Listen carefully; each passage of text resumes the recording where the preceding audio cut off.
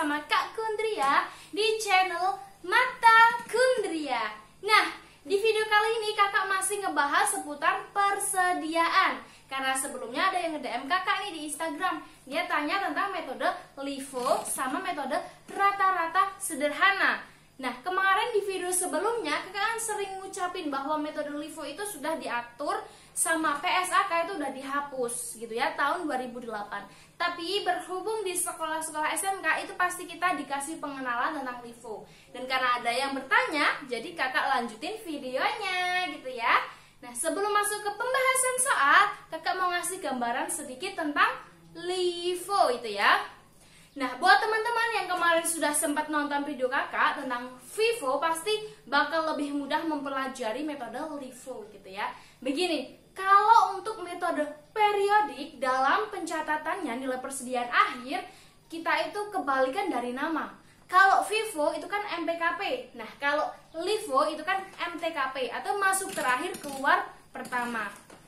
Jadi, dalam pencatatan periodik kita itu kebalikan gini. Kalau FIFO kita ambilnya dari bawah. Nah, kalau yang LIFO kita ambil dari atas. Kecuali kalau kita mencatat dengan metode perpetual. Nah, kalau perpetual kita menggunakan sesuai nama. Kalau FIFO kita dari atas, kalau LIFO kita dari bawah. Begitu teman-teman. Nah, di sini kakak sudah nyiapin 5 buah contoh soal dan nanti kita bahas bareng-bareng gitu ya. Oke, kakak tekanin lagi. Di sini kakak bakal membahas mengupas tuntas gimana caranya membuat pencatatan persediaan akhir dengan metode rata-rata sederhana dan juga dengan metode LIFO sistem periodik. Oke, kita langsung masuk ke pembahasan. Kakak sudah nyediain spidol. Kita lihat ya. Teman-teman pasti ingat kan bahwa kalau metode periodik kita harus mencari nilai persediaan akhirnya dulu. Nah, kalau ibaratnya di soal kita tidak dikasih tahu nilai persediaan akhir, kita bisa cari sendiri dengan rumus seperti ini. Ingat kan? Rumusnya itu persediaan awal ditambah dengan pembelian, di mana pembelian itu seluruhnya dari transaksi yang pernah terjadi. Jadi tidak terkecuali. Pertama apa? Persediaan awal ditambah dengan pembelian lalu dikurangkan dengan penjualan. Nah, ini kakak sudah menuliskan di papan ya, bahwa nilai persediaan dalam contoh di sini kakak sudah hitung dengan persediaan awal senilai 700, terus kakak tambah dengan pembelian yang terjadi di ini. Kakak ibaratkan ini tanggal 1, 2, 3, 4, 5 gitu aja ya. Di tanggal 2 800, terus di tanggal 4 600 dan di tanggal 5 500. Lalu kita kurangkan dengan penjualan. Dimana di contoh soal penjualan terjadi di tanggal 3 senilai 900 unit seperti ini ya udah. Terus kita jumlahkan dan kita kurangkan, hasilnya 1700 unit. Nah, ini yang menjadi patokan kita dalam mencari nilai persediaan akhir gitu ya. Nah, karena ini sudah ketemu, kita langsung aja masuk ke pencarian nilai persediaan akhir yang kita cari ya persediaannya. Sekarang kakak mau ngasih metode yang rata-rata sederhana dulu ya. Ini kakak bagi 2 aja. Nah, di sini kita buat yang rata-rata sederhana dulu ya. Kalau rata-rata sederhana, kita dalam mencari nilai persediaan akhir, maksudnya persediaan akhir gitu ya, kita itu menjumlahkan seluruh bagian harga per unit, nanti kita bagi dengan jumlah unitnya. Ini kan kita tertera nih, harga per unit yang kita ketahui adalah persediaan awal sama pembelian. Kalau penjualan tidak. Kenapa? Karena penjualan buat patokan kita dalam mencari nilai persediaan. Jadi dia udah terhitung di awal gitu ya. Kita hitung, jadi kita hitungnya begini. Nah, ini kita hitung dulu jumlahnya berapa. Nah, nanti kita bagi dengan jumlah satuannya. Ini 1, ini 2, ini 3, berarti 4 ya. 1, 2, 3, 4. Berarti jumlah harga ini kita bagi dengan 4. Karena harganya ada 4 macam. Yuk kita masukkan ke tabel aja ya. Ini untuk mencari persediaan akhir. Kita jumlahkan ini, apa tadi? Harga per unit ya. Harga per unit dibagi jumlah harga per unit. Nah, kita tulis saja di sini 1000 kita tambahkan dengan 900. Terus kita tambahkan lagi dengan 800. Kita tambahkan lagi di sini 700. Nah, kita bagi berapa? 4 karena jumlahnya 4. Jadi kita hitung bareng-bareng. 1000 tambah 9000 berapa? 1900. Oh, ini 9000 ya, mohon maaf, ini 900 maksud kakak. Oke, berarti kita tambahkan ini aja ya, 9, 10 tambah 7, 17. 17 tambah 8 berarti 25 ya. Ini 25. Nah, nolnya berapa? Oh, ini 10. 10, sebentar. 10 tambah 9 berarti 19. 19 tambah 8 berarti 27. 27 ditambah 7 berarti 34.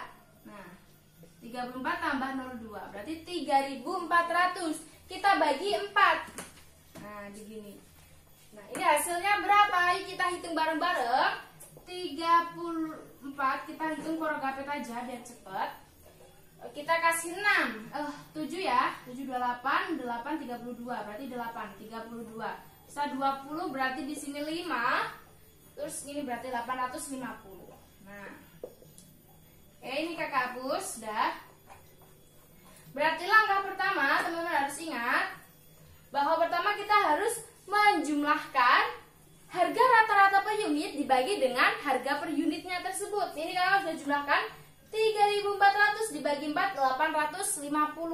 Nah, ini langkah pertama. Langkah kedua, 850 itu kita kalikan dengan nilai persediaan akhirnya berapa? 1700.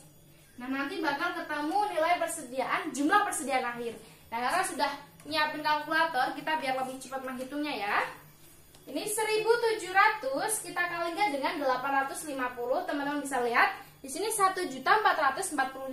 Kita tulis 1.445.000. Nah, inilah nilai persediaan akhir.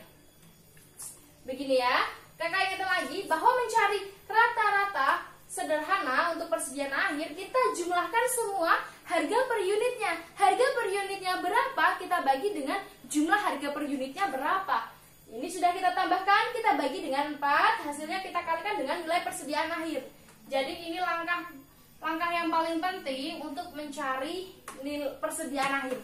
Karena biasanya soalnya itu tidak dikasih dengan nilai persediaan akhir. Nah, sekarang kita masuk yang ke metode LIFO untuk yang rata itu perpetual. Ini kakak tulis LIFO atau bisa kita sebut di bahasa Indonesia MTKP. Masuk terakhir keluar pertama. Nah, cara mencarinya sama seperti FIFO. Ininya dulu sebagai patokan. Nah, kita ambilnya dari atas. Kebalikan dari FIFO ya. Dari atas berarti dari sini. Dari sini ke bawah. Ini untuk LIFO. Nah, kalau untuk FIFO ini gini modelnya. Lebih mengingatnya gitu ya, lebih mudah. Jadi kita ambil dulu ini, berarti ini dulu ya, 700. Di tanggal 1 kita 700, harga per unitnya berapa? Kalikan 1000. Nah, 1000 dikali 700 berapa? 700.000. Nah, seperti ini. Terus kita ambil di pembelian tanggal 2, 800. Berarti tanggal 2, 800. Harga per unitnya berapa? 900. Seperti ini. Kita kalikan hasilnya 720.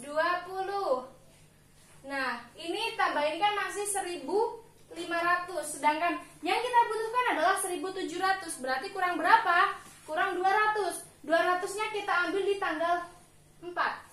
Kenapa nggak tanggal 3? Karena tanggal 3 ini penjualan. Jadi dia nggak ikut untuk penghitungan nih persediaan akhirnya ya. Berarti kita ambil 200 di tanggal 4. Berarti terus tanggal 4 kita ambil 200 dengan patokan harganya 800 rupiah. 800. 200 kali 800 berapa?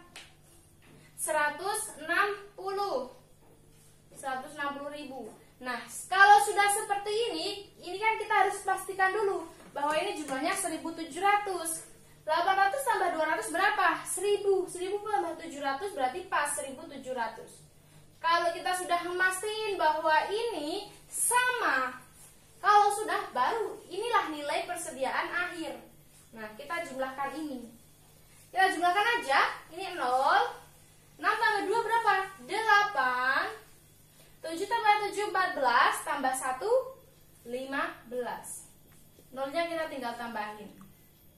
Nah, inilah persediaan akhir dengan metode LIFO, dan inilah persediaan akhir dengan metode rata-rata sederhana.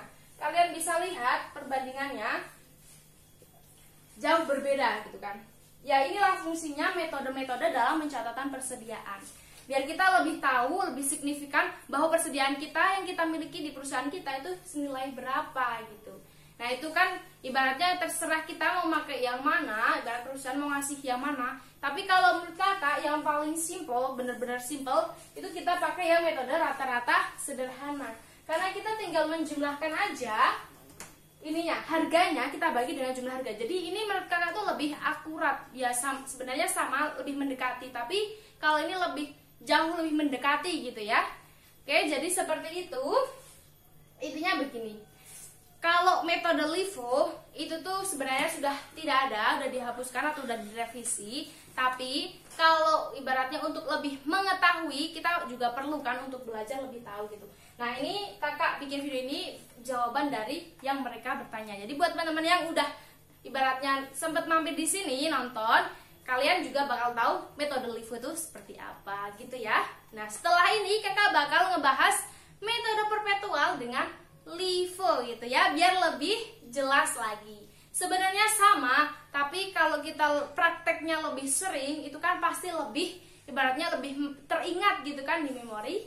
Yes, begitu. Jadi videonya kakak akhiri sampai di sini. Kita nantikan video selanjutnya ya. Tetap semangat.